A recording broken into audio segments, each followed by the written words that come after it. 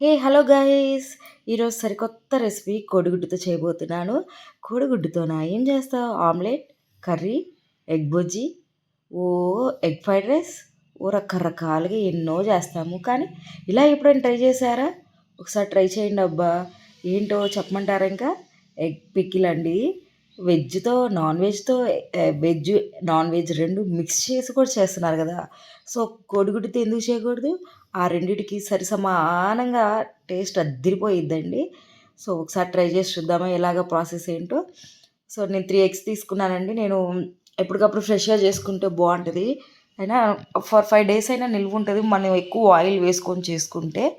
So, నేను అంత ఎక్కువ తీసుకోలేదు. మేము 3 ఎగ్స్ తీసుకున్నానండి.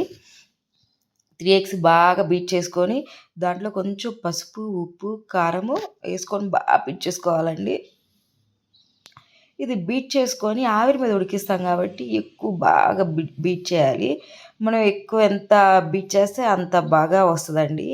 సో, నేను అందుకని చెప్పేసి కొంచెం అయితే నేను ఈ 3 ఎగ్స్‌కి సరిపడా ఉప్పు, కారము, పసుపు మాత్రమే వేశాను. ఎందుకంటే నేను మళ్ళీ కర్రీ మళ్ళీ ఇప్పుడు వండుతాం గదా! ప్రిపేర్ చేస్తాం గదా! పికిల్‌కి అప్పుడు దాంట్లో గూడా వేస్తాము. దేనికి దీనికి, దానికి దానికి. సో, ఫస్ట్ మరీ సప్పగా బాగోదు గదా! అందుకని జెప్పేసి నేను గుడ్డులో గూడా కొంచెం పసుపు, ఉప్పు, కారం వేసి బీట్ చేశాను. ఈలోపు నేను స్టవ్ ఆన్ చేసేసుకొని నా దగ్గర ఆవిరి పెట్టుకునేది ఉంది కాబట్టి, నేను ఆవిరి పెట్టుకునే గిన్నెలో పెట్టేసా. ఇన్‌కేస్ ఆవిరి పెట్టుకునే గిన్నెలు లేకపోతే ఒక బౌల్ తీసుకొని బౌల్‌లో వాటర్ పోసేసుకోండి. పెద్ద బౌల్‌లో వాటర్ పోసేసుకొని తర్వాత చిన్న బౌల్‌లో పెట్టేసుకోండండి పైన.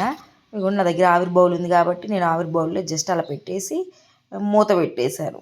మూత పెట్టేసి ఒక 10 మినిట్స్ అంతే అండి. కొంచెం మనం ఫోక్‌తో ఇట్లా గుచ్చామనుకోండి, మనకు అతుక్కోకుండా స్టిక్కీగా అతుక్కోకుండా ఉంటే పర్ఫెక్ట్‌గా ఉడికిపోయినట్టు. ఇంక తీసేసుకొని నేను పీసెస్‌గా కట్ చేసేసుకున్నాను. నిలువుగా, అడ్డంగా గిన్నెకి ఎడ్జెస్‌ను ఇలా కవర్ చేసుకుంటూ కట్ చేసేసానండి. చిన్న చిన్న పీసెస్ చేసుకోవచ్చు. నేనేంటంటే వీడియోలో కనిపించాలి కదా కొద్దిగా అని చెప్పేసి కొంచెం పెద్ద పెద్ద పీసెస్ చేశాను. అండ్ నేను 1 డే 2 డేస్‌కే చేసుకున్నాను. అందుకని చెప్పి ఎక్కువ క్వాంటిటీ తీసుకోలా. బట్ నిల్వ ఉంచుకోవచ్చండి. ఇది ఉండిద్ది 5 డేస్, 6 డేస్ వరకు కూడా ఉండిద్ది. ఒకసారి ట్రై చేసి చూడండి చాలా బావుంటది. చూడండి నేను కొంచెం అయితే నేనేం చేశానంటే ఎడ్జెస్ కొంచెం గిన్నెకి ఆయిల్ రాయాల్సింది. ఆయిల్ రాకపోయినా కూడా వచ్చిందండి. ఏమీ లేదు. కొంచెం అతుక్కుపోతుంది. కొంచెం గట్టిగా తీయాల్సొచ్చింది అంతే ఏం లేదు. ఆయిల్ రాసినా వస్తయి, ఆయిల్ రాకపోయినా కూడా వస్తుంది. No problem. ఈలోపు కడాయి పెట్టుకొని కొద్దిగా ఆయిల్ వేసుకున్నా. మనం ఎక్కువ ఒకేసారి ఇప్పుడే ఫస్ట్ ఎక్కువ ఆయిల్ వేసుకున్నామంటే ఆ ఆయిల్ మొత్తం ఈ ఎగ్గే లాగేసుకునిద్దండి. సో, అందుకే చెప్పేసి కొంచెమే ఆయిల్ వేసుకున్నాను. ఇగోండి నేను పీసెస్ కట్ చేసుకున్నా కదా! సో, ఒక్కొక్కటి వేస్తూ ఫ్రై చేసుకున్నాను. ఈ ఫ్రై కూడా కొంచెం ఆవిరి మీద ఉడికింది కదా! ఈ ఫ్రై చేసుకోవడం వల్ల కొంచెం పచ్చిదనం పోయిద్ది. ఏం లేదండి. కొంచెం మనం ఆమ్లెట్ వేసుకున్నప్పుడు ఎలా పొంగిద్ది అలా పొంగే వరకు ఉంచుకొని కొంచెం రెడ్డిష్ రాగానే స్టవ్ ఆఫ్ చేసేసుకొని కొంచెం చల్లారించుకోవాలండి ఈ ఎగ్‌ది. సో, నేను కొంచెం పీసెస్ ఏసుకుంటా. ఆయిల్ కొంచెం వేసా గదా! సో, అందుకని జెప్పేసి తిప్పుతా ఉన్నాను.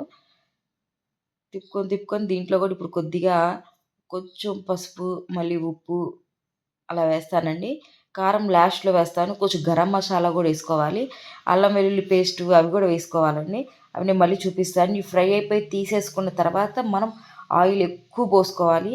ఎక్కువ పోసుకొని అప్పుడు చేసుకోవాలి. నేనేంటంటే దీనికి ఎక్కువ ఆయిల్ పడతదండి. ఎక్కువ క్వాంటిటీయే పడుతుంది. పచ్చడంటేనే అసలు ఏ పచ్చడైనా గూడా మనం మామిడికాయ పచ్చడి, ఇలా నిల్వ పచ్చళ్ళు పెడతాం గదండీ! పెట్టినప్పుడు ఉసిరికాయ పచ్చడి, ములక్కాయ పచ్చడి, వంకాయ ఇలా పచ్చడి పెట్టినప్పుడు ఆయిల్ ఎక్కువేస్తాం. ఆయిలు, కారము చాలా ఎక్కువేస్తాం. సాల్ట్ సరిపడంత ఏస్తాం కదా! సో, నే దీనికి గూడా ఎక్కువే పడతది ఆయిలు.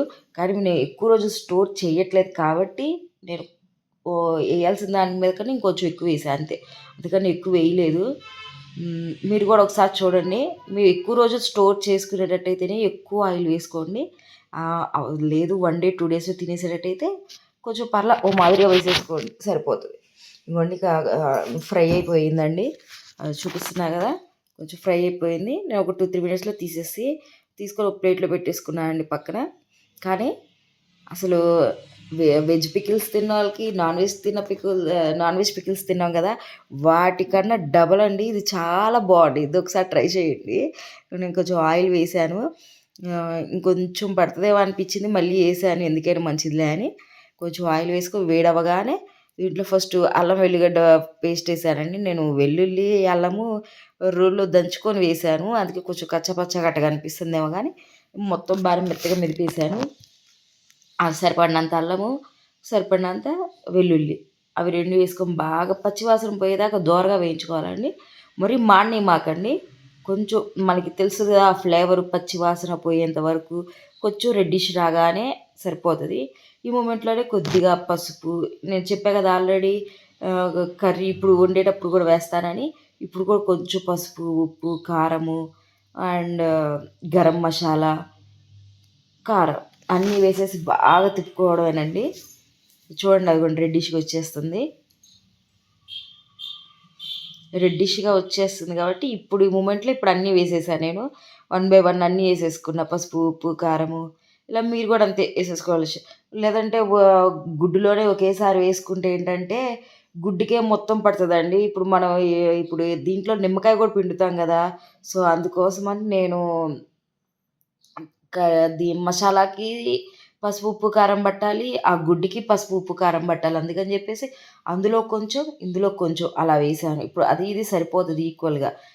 కొంచెం ఉప్పు తక్కువే ఏశాను. కావాలనుకుంటే లాస్ట్‌లో మళ్ళీ తినేటప్పుడు వేసుకోవచ్చులే అని ఒక ఉద్దేశంతో నేనేసేసానండి. లేపోతే మొత్తం ఒకేసారి ఎయొచ్చు.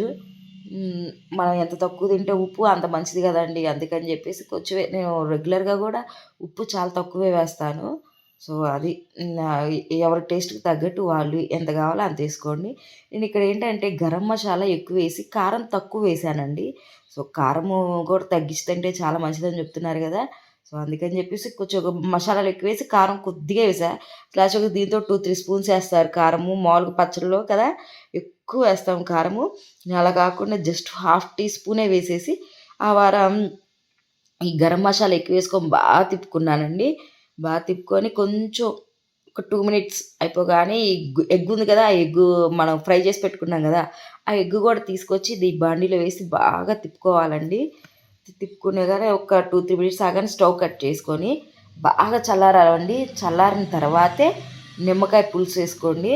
చాలా బావుండిద్ది. నిమ్మరసం వేసుకుంటే అసలు ఆ పచ్చడి హైలైటే వేరండి నిజంగానే. మేము చాలా వేడి వేడి మీద పోసారనుకోండి అది అంత టేస్ట్ అనిపియదు. సో, బాగా చల్లారినాకే కొంచెం వేరే గిన్నెలో తీసుకొని నిమ్మకాయ రసం పిండుకుంటే సూపర్ టేస్ట్ ఉండిద్దండి. నేను కొంచెం క్వాంటిటీ తీసుకున్నా కాబట్టి ఒక నిమ్మకాయ సరిపోయిద్ది. పెద్ద నిమ్మకాయ తీసుకున్నాను. ఆ పెద్ద నిమ్మకాయ సరిపోయిద్ది. కాపోతే ఆహ్, ఎక్కువ పులుపేస్తేనే పచ్చడికి రుచండి. ఈ నాన్ వెజ్ పికిల్స్ వండుతాం గదా! నేను ఆల్రెడీ ఒకసారి కాదు ఒక 4 ఆర్ 5 టైమ్స్ చికెన్ పికిల్ పెట్టానండి. చికెన్ పికిల్ పెట్టినప్పుడు మనం ఎక్కువ నిమ్మరసం వేసుకుంటేనే ఆ ఫ్లేవరు, టేస్ట్ సూపర్‌గుంటది. సరిపడిన దానికన్నా కూడా కొంచెం ఎక్కువ వేసుకోవాలి సూపర్‌గుంటది. కానీ చికెన్ పచ్చడి అచ్చం చికెన్ తిన్నట్టే ఉండిద్ది. బావుండిద్ది. దానికి తోడు ఇప్పుడు ఇదే కోడిగుడ్డు పికిలండి. సేమ్ అదే ప్రాసెస్. చికెన్ పికిల్ గూడా అంతే చేస్తాం మనం. చూడండి నేను గింజలతో సహా పిండేసాను. సో, గింజలన్నీ తీసేసి పక్కన పెట్టేసుకొని, కొంచెం బాగా మొత్తం కలయబెట్టుకున్నాను. ఇది ఇప్పటికిప్పుడు తినడం కన్నా గూడా ఈవినింగు, నెక్స్ట్ డే మార్నింగు అలాగా ఒక 6 అవర్స్, 7 అవర్స్ తర్వాత తింటే సూపర్‌గుంటదండి. ఎగ్ పికిల్ అండి. సో, ఖచ్చితంగా ట్రై చేయండి.